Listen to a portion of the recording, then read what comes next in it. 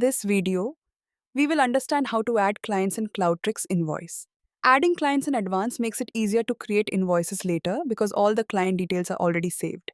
This means you won't have to enter the same information manually every time you create an invoice. Let's get started. First, go to the dashboard. From the sidebar, click on Clients.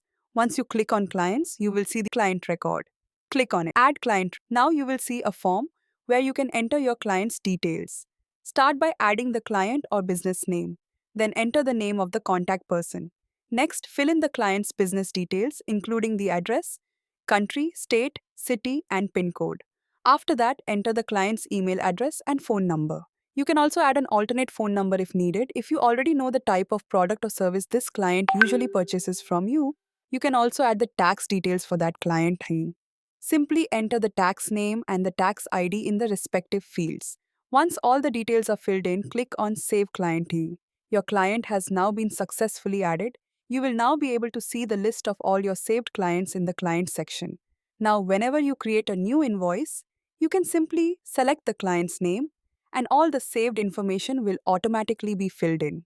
This saves time and helps you avoid entering the same details again and again. And that's how you can easily add and manage clients in Cloudtryx Invoice. Thanks for watching.